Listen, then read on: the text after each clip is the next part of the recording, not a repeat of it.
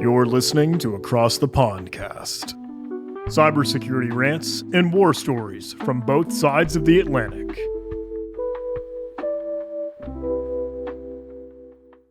Hello and welcome to Across the Pondcast, a show where we talk and occasionally rant about cybersecurity topics with perspectives from both sides of the Atlantic. I'm Tib3rius. I'm joined, as always, by my socially engineerable and award-winning racing driver co-host, Mr. Andy Swift. And today we're joined by none other than Rachel Tobac.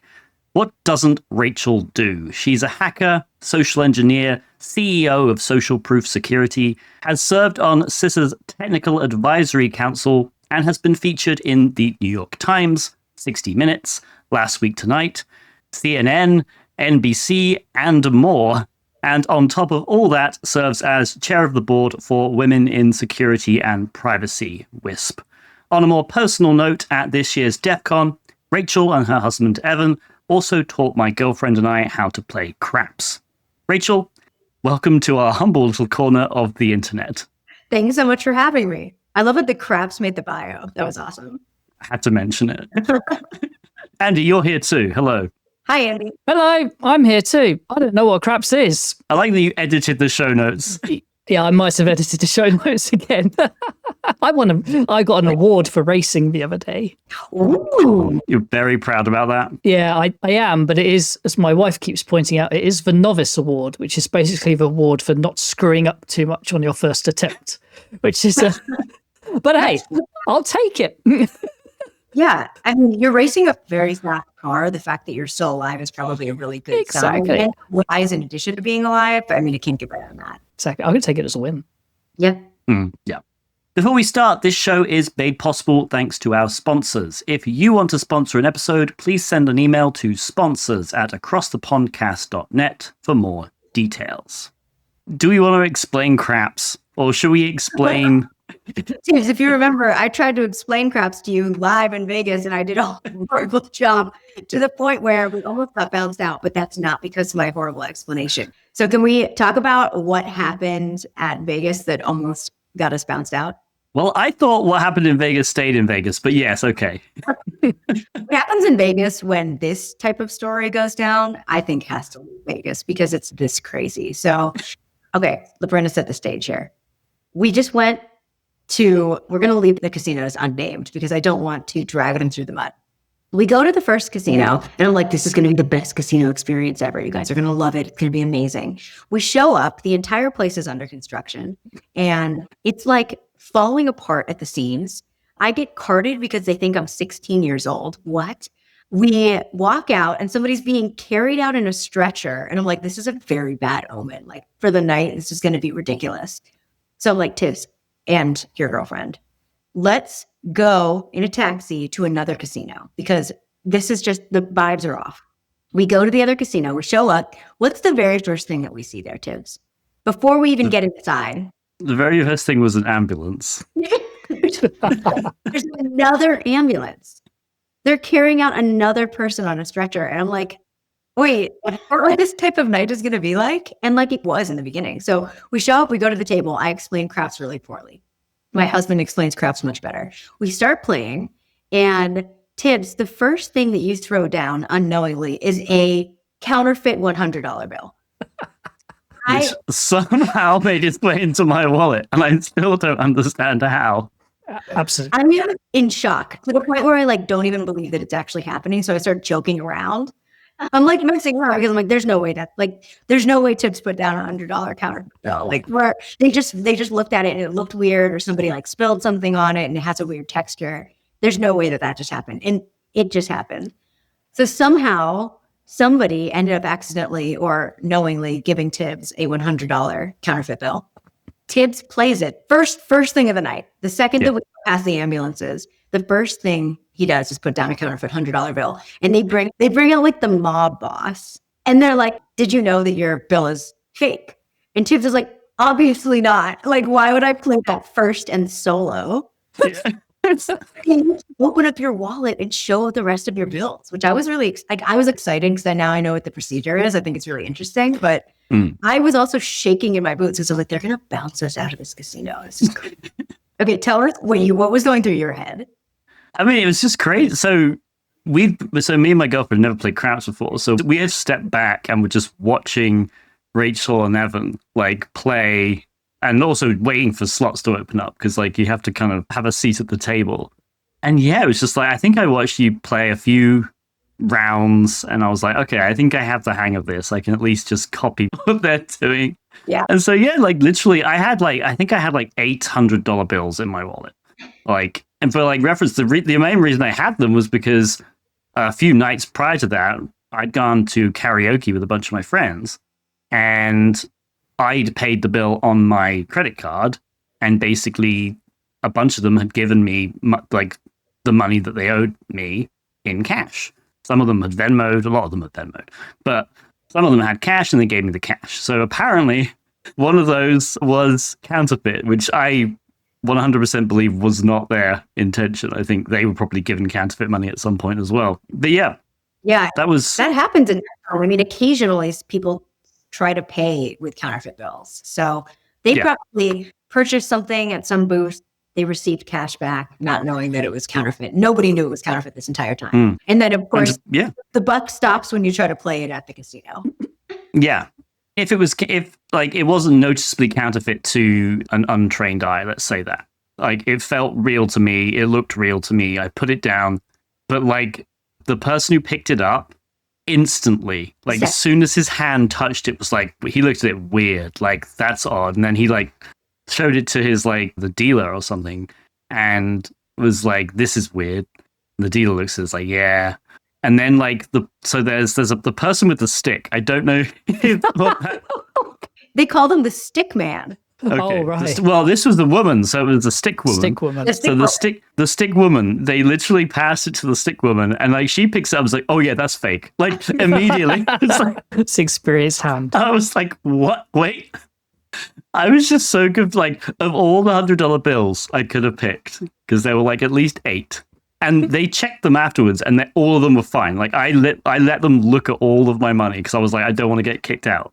And yeah, all of them were fine. But apparently the one that they freaking grabbed was the one counterfeit one and played it. Luck that we saw as we saw it pulled out in stretchers. It was crazy. But then they did come back and said, well, we've checked it. We have to keep it because it's counterfeit. But it was counterfeit. And they could have lied, but I figured they probably aren't lying about that kind of thing. So I was like, and then they did say, we're going to let you keep playing.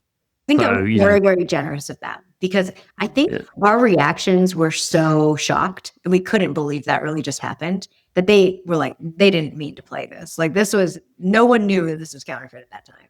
Yeah. I'd literally walked into the casino about 15 minutes earlier, and the first thing I do is just play a counterfeit. Like, I feel like that's just asking for getting caught, right? It's not in the criminal mastermind rule book, is it? It's not like 101, go and blow your main counterfeit card on the first guy. Yeah. And they asked them, we were like, what do criminals typically do?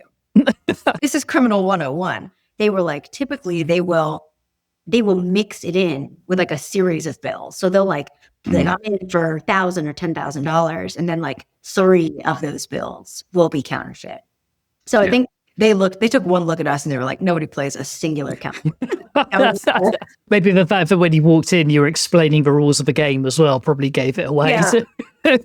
Yeah, they're like, there's just no way. So yeah, thankfully they let us stay. And then Tib has taught us how to play Pai Gow poker, which my husband picked up in, I think, one singular hand. And it took me probably 30 minutes to figure out what was going on, because I know how to play poker, but Pai Gow is really different.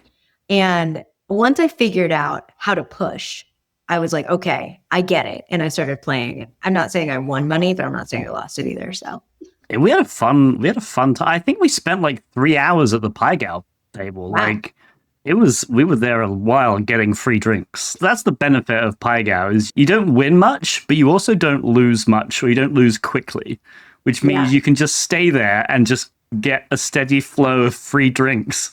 It was really fun, and we laughed a lot, and I'm so glad that we learned how to play that game, because now I'm obsessed with it. Yeah, it's really good. I'm going to have to teach you next year, Andy. Thank you. I was sleeping for most of this time. All I got was like a message from like you, and like whilst I was going to bed, I think it's like, I'm going to play craps. So I was like, I'm sure that's a Vegas thing. I don't. Ours- I'm going to bed now. Good night. It's cramps is the dice rolling one. Right. Okay. Yeah, with the big long table. We will definitely have to teach you how to play. Thank you. For tradition, we'll have you throw down a fake $100 bill. Yeah. Just see what On the happens. first We'll go. give him one. So you're right of Bro. passage. Just turn up with some Monopoly money. Perfect. Yep. Right. So I think what you're obviously most well known for, Rachel, is social engineering. And correct me if I'm wrong, but you got your start in social engineering at the social engineering village at DEF CON, right? That's right. Yep. My first ever time hacking somebody was in front of an audience in a glass booth. And that's the social engineering competition, Yes. which is So- like one of the black badge competitions at DEF CON. So it's not every year, right? I think the black badges get awarded to different contests, but that one's been a black bag contest quite a lot. Yeah, it has been. And the way that the contest works is they give you a real company target and you have 20 minutes to simulate hacking that company live over the phone within 20 minutes. And the way that we simulate that is we try to get flags or pieces of information that could be used to hack a company, but are not so dangerous that the entire audience is able to pwn that organization right there from the audience. So, we ask like, what browser do you use? What version? Do you have security awareness training? What are your hours? Do you have what is your custodian's brand? When does your shredding get picked up? Things like that. So that basically you can simulate how a pen test would go if it was a physical pen test or a phishing, phone attacking pen test or an email pen test, and how you would be able to, say, tailor malware to work on the machine. And I think so it's not like you just show up and get given a company, right? There's like a lot of prep. Because one of my friends, White Cyberduck, did it this year. And I think he was like researching like 2 or 3 months prior to the pen test or something. Yeah, and he did really well. I got to see his call live, which is awesome. Yes, so it depends on which year, but usually you get somewhere between 2, 3, sometimes 4 weeks to do your OSINT, your open source intelligence. So there's 2 parts to the scoring. The first part is the OSINT portion, which happens all before DEF CON, where you have to write a long report about everything that you can find open source about this company. You try to answer the flags that you're going to answer in the booth so that you know the answers to the questions that you're asking. And a lot of times your elicitation goes better if you can say something like, hey, I see that you guys are using Chrome still. Is that still what you're on? As opposed to, what browser do you use, right? So we know the answers to most of the questions because of OSINT, and then we go in there and confirm them and get the points during the live call portion. That's awesome. And can you tell us, okay, let's go back to your very first social engineering village. Yeah, tell us about that experience. It was horrifying. So I have a background in improv. I used to perform improv on Friday and Sunday nights, and it is like 20 times more scary than that because you're, first of all, like one of the only people on stage at that time. They are live scoring you from the stage. The audience are experts. So you have all of these experts watching you and potentially judging you, which is quite scary. And for me, at least, I was brand new. So like I said, my first ever time hacking was in the glass booth. I can say one of the companies that I had worked in consulting. I'm not going to go any further than that. And so I ended up calling and pretending to be a new hire and basically going down the list of all of the questions that a new hire might ask. So I just want to get my environment set up, make sure that my machine's working properly. Which browser should I be using? Okay, and I just want to make sure the version that I have on my end is 13.0.1104. Is that what I'm supposed to be using right now? And they're like, oh, no, I think it's 0.1106 right now. You might want to update, like that kind of conversation. So I had a script, but I was very comfortable improvising. And I think that improvising was really helpful because people can get kind of rigid sometimes in the booth and they want to go down the line and ask the questions, but human conversation deviates from a script. So being able to on the fly ask another question, be like, oh, I think I'm going to travel out there and just make sure I know my lay of the land. I just want to make sure that I'm not coming on a really stressful or busy day. Is there a certain day where all of your contractors are in there? Like a day when you're dealing with the HR and the shredding and the waste management and all of that, all come on a different day. So you don't feel like you're trying to deal with too many contractors at once. And they're like, oh yeah, well that day is Friday. So, right. So we're just trying to get as many flags as we possibly can by sounding as casually as we possibly can. And when I'm hacking, my voice often sounds just like it sounds right now. Like I try to sound as human, natural, building rapport. I try to make people laugh and just try to be normal. And if you can do that, a lot of times the hacking goes pretty easy. So I ended up getting second place in that competition. I had no idea how I would do because I was brand new to this. And I knew that people who I'm competing against are experts. They do pen tests for a living. So I didn't know if I was going to do well, but I did pretty okay. I came out of the booth and everyone was standing up and screaming. So like, hopefully that means that I did good. That's awesome. I guess you can see them out of the booth, but you can't hear anything coming in, right? So you That's right. try to gauge their reactions must be really, really kind. Do you have one eye on the audience, like what they're doing and they're reacting? No.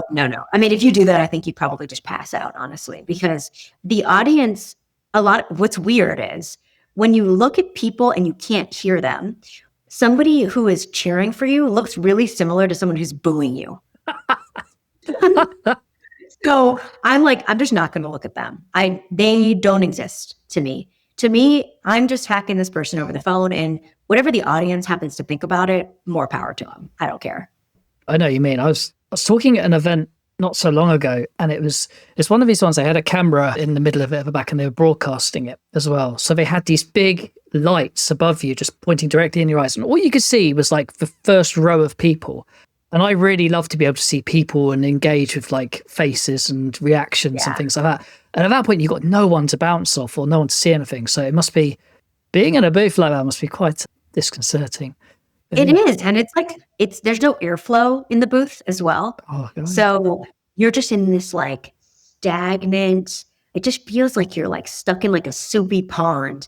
And you can just like see people through like this almost like cellophane type looking glass. It's not like perfect glass, at least when I was in there. So people's faces are distorted and you can't tell if they like you or they hate you. And maybe it was a little bit of both. I have no idea, but hey, I got second, so I don't care. And you came back the next year and got second, and then the year after got second, right? Very conservative. But it's consistently good. That's really cool. And the interesting thing about the social engineering competition is if you get first, you can never compete again. So getting second and being able to compete year after year after year and still placing because the top two are the winners, that was actually a really good position for me because I was able to get on people's radar. They got to see me year after year.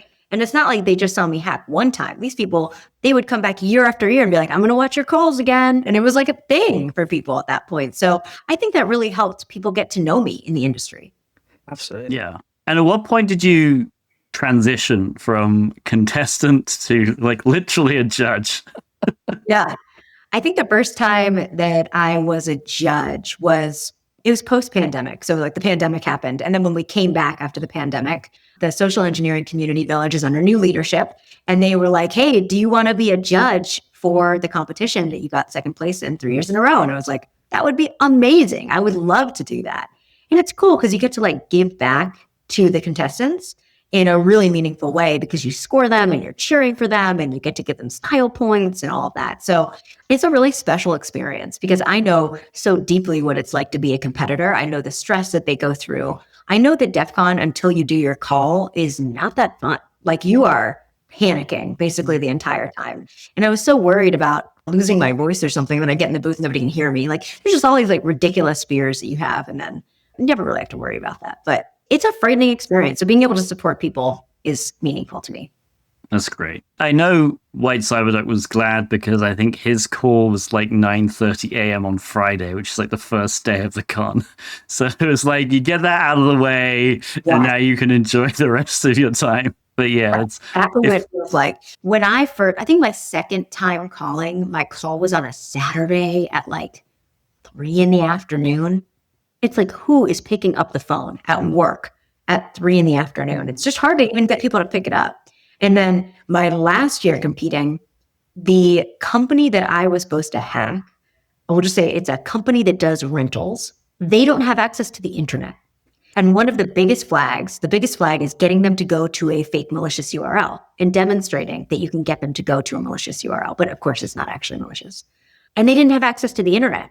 So I know this going into the call and I'm like sweating bullets. Like, how am I going to get this person to do the largest flag value, the most important point, if they don't have access to the internet? And I asked them to do it. And they say that they can't. And then I realized, like, can you go on your phone? Is your phone connected to the Wi-Fi? And they're like, yeah, my phone's connected to the Wi-Fi. And I'm like, great, go to the link on your phone and we'll see if it works there. And we can do the speed test. And they're like, okay, cool. And they do it. And it's like, oh my gosh, the flag worked. Wow. So you have to be really nimble because things don't go as planned. That's how it's always going to be. I went to a few this year. So I was at White Cyberducks. I did watch that one. So I was there somewhere in the audience as well. And that was really cool. But I did notice people using that tactic of can you use your phone and a couple of other ones. So, your idea seems to have made it across different years. It's quite nice because I bet people just go there, pick up like techniques and things and just recycle and come back. Oh, yeah. The competitors get better year after year after year after year because when you play really well, it makes other people around you play really well. Mm-hmm. And so they learn and pick up little techniques and tricks. And I've talked about that, like going on your phone thing many times. I'm sure other people would have come up with it naturally, but I've had other competitors come up to me and say like, thank goodness you said that on that podcast. Otherwise I wouldn't have. That was my idea. Whatever. Whoever comes up, it doesn't matter to me as long as it works. Still works. Awesome. So obviously you're not a competitor anymore. And I was going to ask, do you ever miss competing? But now you kind of you do it as a job. So yeah. No, you do it for real. I do it for real. It's my real job. I pen test. I also do like training and videos and all that stuff. But part of my job is actually hacking people over the phone. So doing it in a competitor setting is way scarier than doing it in a pen test. Because when you're doing a pen test, you have between 1 and 2 weeks usually to do the attack. Versus when you're doing it in a contest, you have 20 minutes. Like even getting someone to pick up their phone in a pen test, sometimes I get nobody to pick up in an entire 20-minute span. And that happens during the contest as well. So it's just really hard. It's hard to do it during a compressed period of time. I believe you may have some slightly redacted war stories though from your real life experiences doing these vishing calls. Do you use the term vishing for what you do? I do if it doesn't piss people off. Sometimes people are like, don't say vishing, say phishing or phone attacking. And I'm like, whatever you want me to say, I'll say, man. Like it doesn't matter to me. But yeah, like the power of words, right? So vishing, yes. Phone attacking, yes. Whatever. Awesome. Yeah. So definitely have war stories. I can't talk about like that many details. So a lot of times when I want to talk about the details, they're heavily redacted. But I can say recently I hacked a bank. And the way that I hacked this bank was really fun. We wanted to take advantage of the KYC procedure. So the Know Your Customer protocol, where you contact customer support and you say, hey, I don't have access to my account anymore. I can't access my email. My phone's on the fritz. Can you verify my identity another way? They say, yes, we can. Go to this link. So we click on that link and it takes us to a page where we can verify identity using our face and using our ID. Now, in the age of deepfakes, oftentimes I can deepfake that customer. So I'm not going to go into the nitty-gritty details because I don't want any copycat attacks, but essentially I'm able to fool liveness detection and I'm able to get past their deepfake detection and use a fake ID. When we're pen testing, we have access to these tools that allow you to print out IDs that obviously are going to look differently. Now, if you're a criminal, you can't do this. It's illegal, right? But when you're doing it under pen testing conditions, it's allowed. So we use all of these tools together. We bypass accounts and we got access to 3 different bank accounts all within one day. It's wild that we're able to do that the state of the world right now and the way that AI and deepfakes work, companies and organizations around the world just aren't ready for the level of fidelity that deepfakes already are at in 2025. Yeah. I feel like we've hit a new era of phishing. Because when I don't know if you remember your first one, Tib3rius, when we were first given one by our manager years ago, but it was just like, here you go, here's a target, make some phone calls. We're like, okay, good. Back then, it kind of didn't matter who you phoned, as long as you got through to someone and you kept trying enough times, you'd get information out of whoever it is you ended up speaking to. But yeah, as time's progressed, we've got through to people having so much in the way of training on this sort of stuff that, you pick the wrong targets. And if your target selection is off, you're going to have a really hard time actually convincing them of anything. But we've now got this nice new door that's opened up in the world of deepfakes and helping hands from AI, where we can, there's a whole range of attacks that we can pull off now, right? The world's shifted along. It's come back to us almost in a way. Very true. And we're living in the world of like scattered spider style attacks being very popular, right? And just for folks who are listening who might not know what that is, scattered spider attacks over the phone. They attack the service desk and customer support. They basically try to gain access to credentials so that they can move laterally within the environment. Sometimes they use ransomware. Sometimes they just exfiltrate data and then they ask for a ransom, which is kind of crazy. But basically, because companies are learning more about how scattered spider thinks, and it's become such a big thing in the news, that at this day and age, I'm being asked to help these service desks and customer support teams update their protocols. And then I'm being asked to try to hack them after. And by the time I get to them and I'm hacking them 6 months later after updating their protocols to verify identity, it's almost impossible. Like it gets to a point where I'm like, this is not fun anymore. And of course, that's my job. Like I play both sides. I play offense and I play defense, right? So it's my job to make my job horrible at the end, which is a really weird line, but that's what people hire me to do. So when I get caught and I'm not able to do what I want to do over phone calls, it's really exciting. But then when I'm able to actually get through an attack with deepfakes at the customer support level and take over with the KYC flows, I'm like, this is incredible. Like, this is the most exciting thing I've ever done. And like the AI generated voice that you can train and get an LLM to basically mimic someone's voice. I remember seeing that at B-Side Chicago, I think 2 years ago. I think it was Michal Khan. I think you may know Michal. But yeah. And he did it, and he was basically saying right now it takes about 30 seconds to 30 seconds, like a whole minute, to generate a sentence in this AI voice. Yeah. And he was, I think on the stage, he was like, we may see that become real time in 3 to 4 years. And then I think it was literally a year later, like it was basically real time now. And it's like you can get pretty much real time voice or text to fake voice, which is kind of insane. And yeah, that was shown this year actually at the Social Engineering Village with the bot versus bot competition, right? Is that, did I get that right? We called it Battle of the Bots, but yeah, exactly. Battle of the Bots. Yeah, the agentic attacks that we did. I was a judge for that this year. So we got to judge the agentic style attacks. So it's basically the vishing competition that I used to compete in, but only AI agents are allowed to speak. So you have human operators that are operating essentially LLMs attached to voice cloning tools that can then place a phone call and in real time, without human intervention, answer and ask questions. And what's wild is the latency for these agentic style attacks used to be like 800 milliseconds, somewhere in that range. And I can show you what that feels like. So Tibbs, ask me a question and I'll show you what 800 milliseconds feels like. Rachel, what browser do you use? The browser that I use is, right? So you have that little noticeable pause, and that type of pause can sometimes feel different than typical human speech. And so oftentimes I feel like when I was using these agentic style attacks prior to this year, it just didn't sound realistic enough. So when I was doing, like, say when I was doing my 60 minutes demo that I did, I actually used one-off phrases that I had pre-built, and then I would play them at the right time, which is like a wild way to attempt to do an attack. It's not agentic. It's just a voice clone that I then play at certain times. But now cut to 2025 and the agents, some of them have like 500 milliseconds of latency, and it's barely noticeable.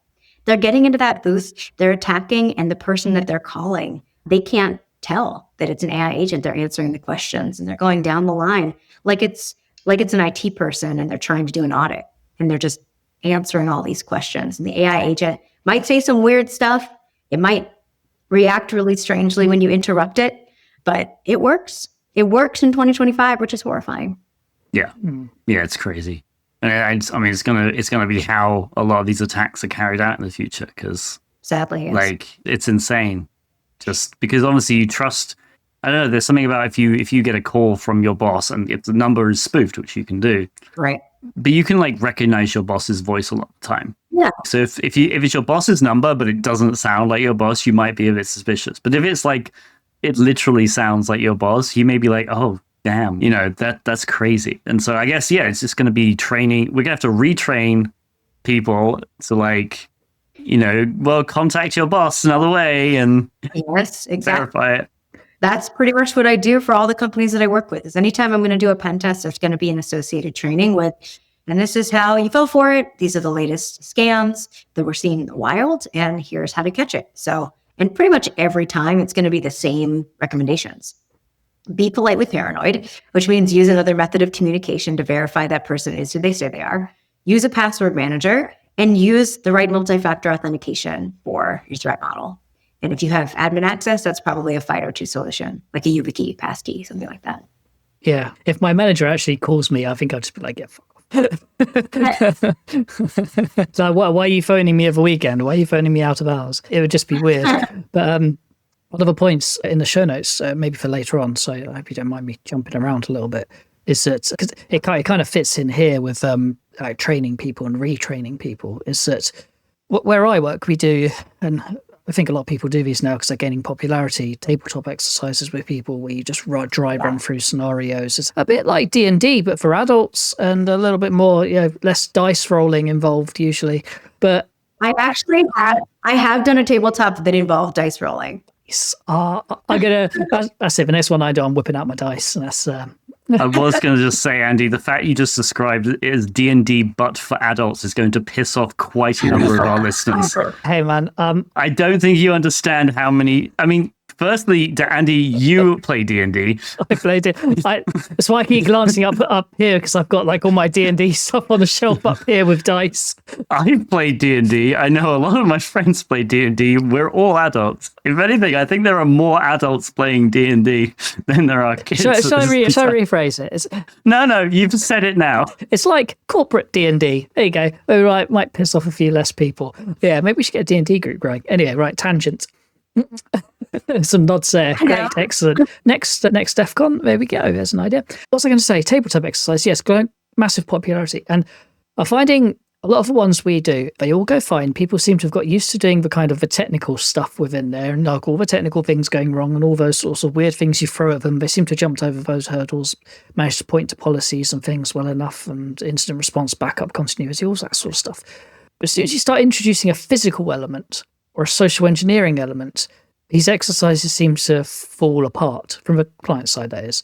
It doesn't seem to be as structured information on how to handle them or how to reply to them, respond to them, or what to do if this attack had its origins within social engineering. It's like, well, what do you do about that? How do you go about training people for that? There seems to be this big black hole in some of the ones I do, where that part of training is, or advanced training is just missing. Because you seem to have like a really basic training, which is like you have a click through, this is a phishing email type of thing. If your uncle is trying to sell you a goat, it's probably not real, yada, yada, yada. But the advanced ones, people don't seem to do as much of them. So what's your training like for that? What do you do in those sorts of advanced training areas? So how do you level up that kind of basic stuff, make it more real? Yeah, absolutely. So typically we're going to mimic anything that's going on in the wild. So most of my tabletop exercises right now, they're all scattered spider focused. So the way that the attacker is gaining access to credentials at the service desk level, or tricking somebody like an EA to give out information about their executive, little one-off things like that are also being seen in the wild. So usually we're just going to mimic what the attackers are doing. We don't try to come up with scenarios that aren't happening with real criminals and real companies in the wild. So it's easy to kind of know what the attack looks like because there are stories from Telegram that you can read and you can see in the FBI report. So we mimic those. And then we talk about how to catch them in the act by using another method of communication, how to communicate out. Usually there's actually a PR component to my tabletop exercises because people fumble that so badly. They say like, oh, there's no evidence of a breach. And it's like, okay, well, that means that you're not looking hard enough because really something's going wrong, right? So we help them come up with their holding statement, how to incorporate legal, how to spin up conversations from a legal perspective with regulators, all the things that need to happen on the back end when a breach occurs, and how to talk with the team, how to talk about verifying identity, how to notice it in the moment, what tools do you have available? Do you have Slack? Do you use Signal? What should you be using? And then we actually role play it out. I mean, it sounds silly, but a lot of times people need to practice. They need to practice verifying identity because that they'll say they understand it, but then when they actually go to do it, they're like, okay, and this person gave me a phone number, so I'll go ahead and call that phone number to verify. And it's like, that's an attacker control phone number. I need to train on how you contact people using the methods that you already have at your disposal that an attacker can provide you. So there's a lot of role playing that goes on there. And it's essentially role playing scattered spider, which sounds very silly, but that's how it works. That's amazing. It's slightly unrelated, but I just did one for a company, and I, without telling you too much details, I'll tell you this because it's quite fun. I found it funny anyway. So everything all the scenarios, every technical hurdle they had to overcome, everything seemed to come back to this bloke called Steve, which is such a stereotypical thing. It's like, oh, well, what do you do to this, sir? You've had like a MFA bypass here. It's like, oh yeah, Steve, he'll come in and he'll be a point of contact for bringing in like forensics, yada, yada, yada. He'll be one acquiring logs and things like that. And the single Steve failure. It was literally a Steve failure. So like it was, everything just came back to Steve, and it was like, oh, who's in charge of like bringing up your business continuity sites and things like that? Oh, Steve again, that's Steve. And I got fed up with it after like 15 minutes of pointing at Steve. And I just turned around, I was like, Steve's been hit by a bus today. He won't be coming into work. Now what do you do? What do you do now you haven't got Steve? And it uncovered this whole world of, oh my God, we rely on Steve an awful lot, don't we? I just found it hilarious because it's one of these type of tabletop exercises, the sorts of things they uncover is like where the weak points are. And if you play to the client's known strengths and you walk that line of the training they've done before previous years, it just doesn't really work. So you've got to think out of the box occasionally and just like divert the conversation in a weird way. Yeah, it's a funny story. I think a lot of companies have a single point of Steve, you know? And if Steve were to get hit by a bus or have COVID or something, there's no business continuity plan. Hold on. So I think that's a really important part of the tabletop. I'm just going to... You're writing down SPS, single point of Steve. Yeah. Single point of Steve. I am writing that down and I'm going to steal that. Or single Steve of failure. I think either one of those. Single point of Steve. I like that. Might even steal that for like a paper title or something, or a talk title. It might even be the title of the next tabletop exercise. You know what I mean? It's going to be the title of this episode at this rate. See the single point of Steve or gas mark 4, whichever. Go ahead and pop that in the oven at gas mark 4, or for those in the US, that's 180 fan. I think we need to explain that because I'm pretty sure we were talking about this before we hit record. Probably were. So we should probably explain what gas... Role playing. In a bit of a social engineering tool, we've just diverted into Bake Off all of a sudden. Yeah. I was talking about how when I watch the Great British Bake Off, I love it, but I can never follow the instructions because they don't make any sense for my oven. I'm like, pop it in the oven at 180 fan. I don't know what that is. And they were saying that it gets worse than that. So tell me, Tim, how does it get worse than that? What's the marked thing on the oven? Yeah. So firstly, in the UK, all recipes use Celsius or centigrade or whichever way you want to call it, right? So that's already chaotic for Americans. But if you have an old gas oven in the UK, sometimes it'll have the Celsius, but a lot of the times it'll just have like what's something called a gas mark, and it's literally the numbers. I'm pretty sure like 1 to 5 or 1 to 6 or something, and it's just gas mark 1, gas mark 2. I don't know. There's probably a conversion table, but it's just a setting that you see your oven to. And all recipes in the UK, even till today, will usually have set the oven to like, it'll be like 230, right, or something, or gas mark 4. And it's like heaven forbid you're cooking a souffle or something that requires something that's in between gas mark 3 and gas mark 4. I don't even know what's going on. Oh, nothing. Nobody knows. Nothing exists between the gas marks. Oh, no. That is why the food in the UK is the way that it is. Because it's only going to be gas mark 1, 2, 3, 4, 5. You're not going to cook in any other stuff. No, well, the only thing we cook is roast dinners. So it's basically potatoes or chicken. So we don't tend to venture outside of that box too often. Gas mark 3.5. Oven just has a meltdown at that point. Just shuts itself down. The whole thing turns off. Or you got to use your AGAs at that point. The Argas. What is it called? AGAs? Am I saying it? AGA. The AGAs. Yeah, pop it in the AGA. Yeah. It's just the most, like this kind of, in this world where we're trying to like save the planet, they're like a giant advert for killing the polar bears, honestly. But again, for those that don't know, they're just ovens that are basically always on. They're just either usually, the really old ones are wood-fired, and then you have oil-fired ones as well. So it's just a constant oil-burning process going on in your kitchen. Is there a smell associated with it? Is this thing smaller than a regular sized oven? Like a they're huge. Yeah. They're huge. Wow. Yeah, a really old-fashioned thing. I mean, they used to be used way back when as a form of heating the house as well. So you'd heat your house and cook your dinner, have your bath around it, all sorts of things. It's literally used for everything. But yeah, they kind of died out. Oh, man. Largely because people realised you had to fuel them the whole time, and fuel's expensive. Very expensive. Burning fossil fuels just in case you need to take a bath in the middle of the night. Yeah. Just in case you fancied one. Yeah. Yeah, a friend of mine's got one, actually. They've still got it running today, but... Invite me over. I gotta get in so there. much money. It's lovely to lean up against, like, the cat likes it. They have a cat there, and the cat's just always, like, sat next to it, keeping warm. It's lovely. I love that. It's not their cat. It's like, radiator growing up. I think a radiator would be similar. Yeah, you would think a radiator would be... Yeah, but we're quite good. There's nothing quite like an AGA. That's the thing. It's hard to even explain. Yeah, radiators are quite safe. You can lean up against a radiator, you can hang your clothes on it without the sort of like fear or jeopardation that it might blow up any second. Whereas an AGA adds in that kind of that nice feeling of jeopardy, like playing Huge.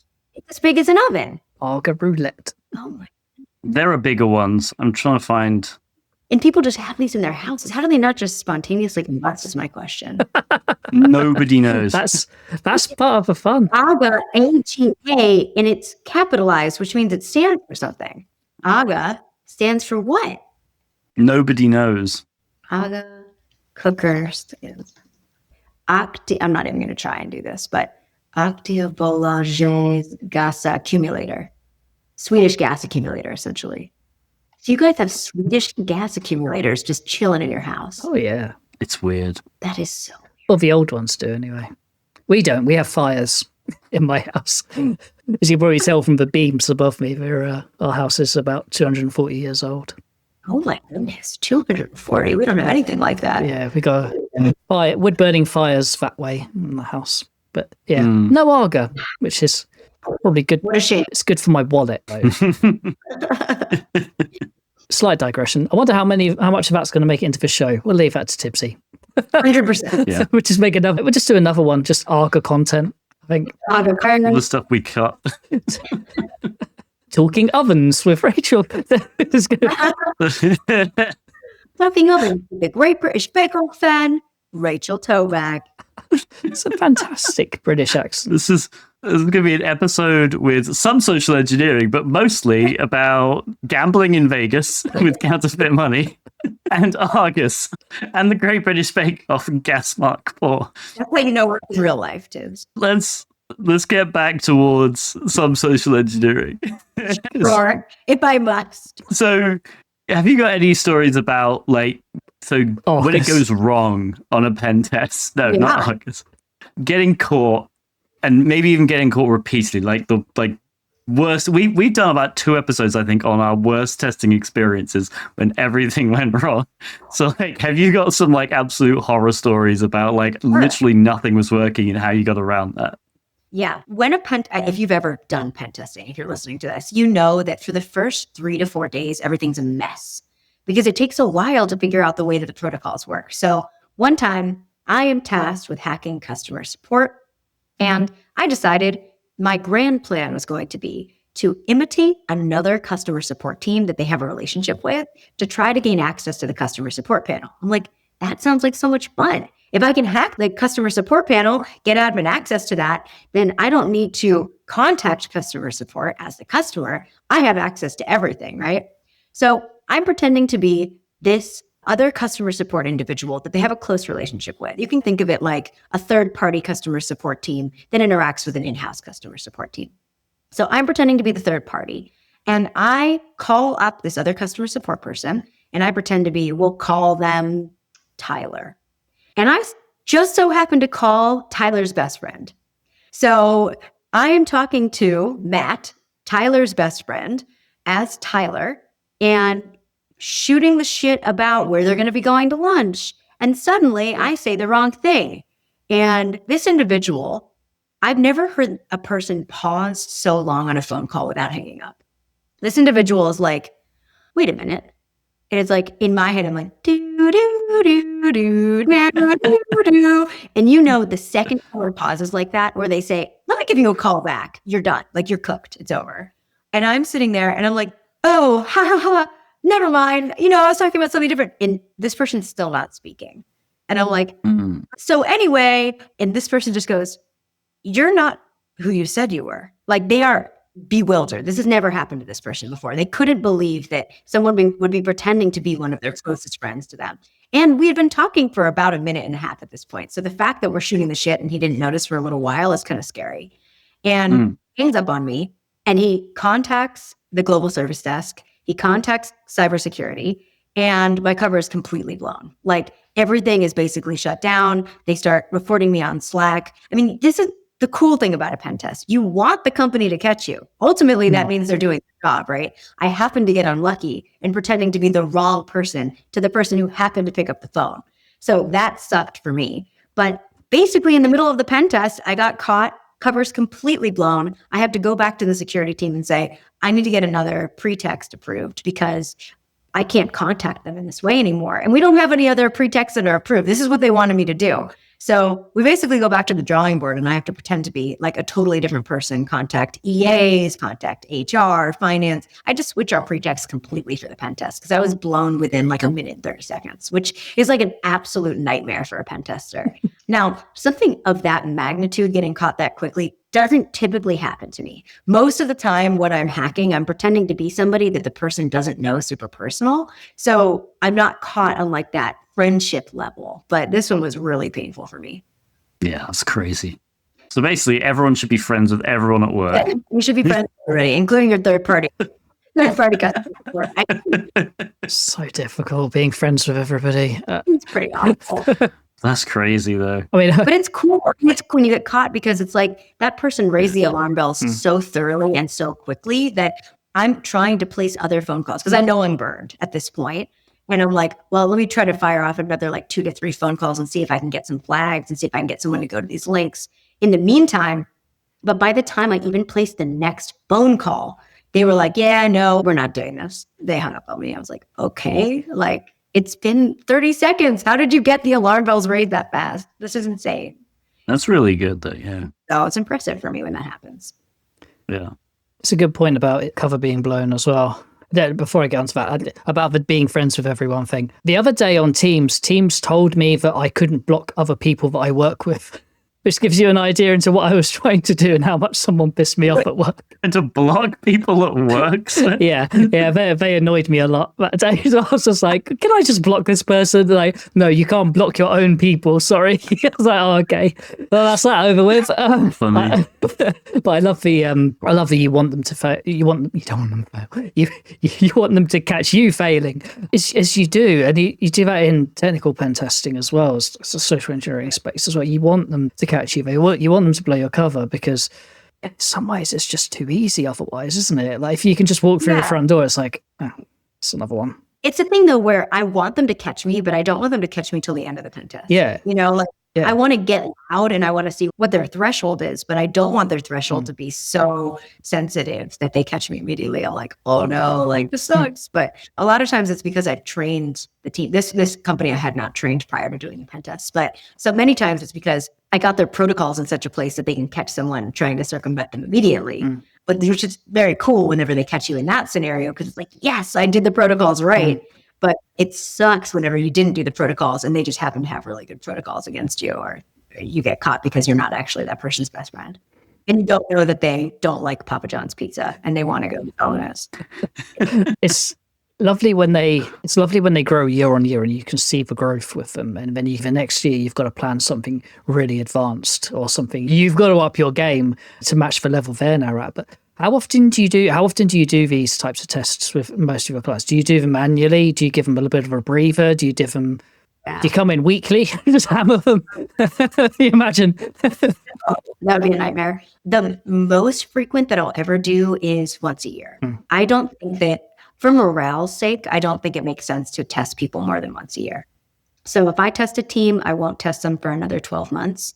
And if the team still use KBA, knowledge-based authentication, to verify identity, like date of birth or mother's maiden name or boss's name, I actually will not agree to do a pen test at all, because it's not my goal to pop the company within 30 seconds. That doesn't make anybody feel good. It damages morale and it makes people feel like kind of upset and victimized. So the goal is to get them to a point where it's going to be obnoxious for me to hack them, and then I will do a pen test. So I actually turn down 90% of the pen tests that people ask me to do. Wow.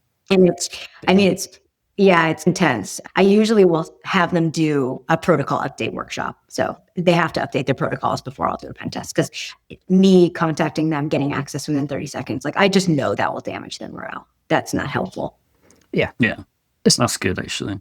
It's like us in technical pen tester land turning up and finding out the password on the router's password. Do you know what I mean? It's one of those easy bits, low-hanging fruit. And like, you want us to be there. I remember our manager used to say back in the day, is like, you want us there testing the really advanced stuff that only the 10% can do. You don't want us testing like the stuff that like primary school kids can find. So yeah, sometimes there needs to be that sort of precursor to actually doing your full-on red teaming or your proper, your big boy testing, so to speak. Yeah. People will hear me talk about, like, for instance, a lot of people will come from Darknet Diaries. They'll listen to me talk about hacking on Darknet Diaries, and then they contact me and they're like, we want to do a pen test. We're so excited. And then I'm like, okay, cool. Let's talk about how you verify identity. And they're like, well, if you call the service desk and your phone number displays the phone number of the employee, then we reset the password over the phone. And I'm like, okay, we're not doing a pen test. Let's change the way that you verify identity at the service desk level, because I don't want you to get hacked by Scattered Spider that easily. And spoofing is still relatively easy to do. So let's get you set up first and then I'll hack you. And usually people are like, oh, like I didn't realize it was going to be that easy for you. I thought it was still going to be, that it would still take you time. And it's like, well, no, I could spoof within 30 seconds and then it's over. Also, like, just the ethics of it. Because like there's the big, let's say, I don't know how big of a question it is, but like there's this question I feel like when we're doing any kind of phishing engagement, like, do you report individual users who clicked phishing links, or do you just report stats? And I'm obviously massively in favor of just reporting the stats. Like, oh yeah, we sent it to 500 employees and 50 clicked the link or whatever. I think email phishing engagements are that indicative of anything, by the way, but it's interesting to see that kind of ethical approach as well. Yeah, absolutely. And part of the scoping conversation is that they're not allowed to fire anybody, because people falling for these types of attacks is actually on the company, not on the individual level. Yeah, individuals will probably always click, but then we should probably give that person a sandbox, right? Give people the technical tools that they need to avoid popping the entire company at large. And if you're not noticing that kind of stuff and you're not supporting them in that way, then there's probably a big issue from a technical perspective too. So we help people understand you are not allowed to fire people. That is a required part of this pen test. And if you can agree to that, then we'll talk about the people that fall for it. And it's an educational opportunity, because they probably didn't get the right training, they don't have the right technical tools, or they don't have the right protocols from leadership to verify identity correctly. If service desk protocols are to reset a password for somebody who matches the caller ID of the person they think is calling, and I can spoof, well, that's a protocol issue. That's not a person issue. I can think of a similar situation I've had where we actually stopped working with a customer in web app pen tests. And it's because we kept finding these critical vulnerabilities, which, is good that we found them. It's good that we reported them, but we found out they were actually punishing their developers, like financially, like withholding bonuses and stuff like that because of all these bugs. And it's like, well, that's not good. That's not the way and that not only punishes the developer, but it punishes us, because we're now disincentivized to find stuff, because we know, if I report this, I should report this, but I'm going to get somebody, either fired or held back in their career. Like, that doesn't feel good for me. So we ended up just dropping them as a customer and saying, no, we're not doing this anymore. It's like a reverse bug bounty. It's like opposite. Yeah. The incentives are aligned paradoxically. It doesn't make any sense to do it like that. So I'm very glad that you convinced them or drop them. Because ultimately, like, sometimes you just can't convince people and you have to say, this is not a match. We're not doing this. I'm not going to harm people. It's a problem our industry faces on all fronts. Doesn't matter whether you're web app, it doesn't matter if you're network internal, it doesn't matter if you're social. Our industry faces it on a whole of disclosing information about who we've hacked, whose deeds we've got, whose passwords we've uncovered, who in our Active Directory domain is using a weak password.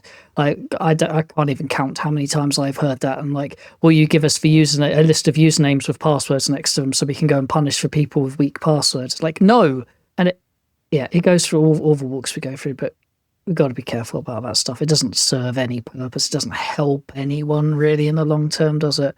Punishing people. It seems like we have a big issue. Let's get everybody set up with a long, random, unique master password for a password manager. Clearly, they don't have one yet, or they're not using it, and turn on MFA. Like, clearly, their technical tools are not aligned with their goals. So, yeah, they need to get that in place. There's always another discussion, but I feel like a lot of managers take the easy route, and it's just blame the personnel, blame the people, and it sucks. Yeah. But yeah, got to be a bit of filtering on that front.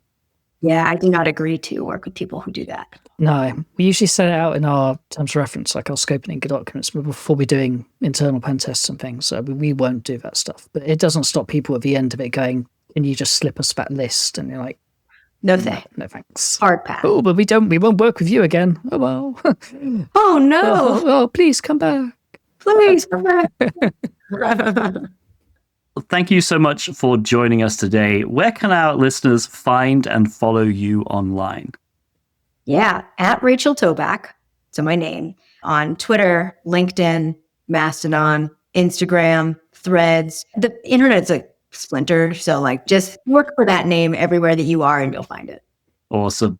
Also socialproofsecurity.com, I guess. There you go, yeah.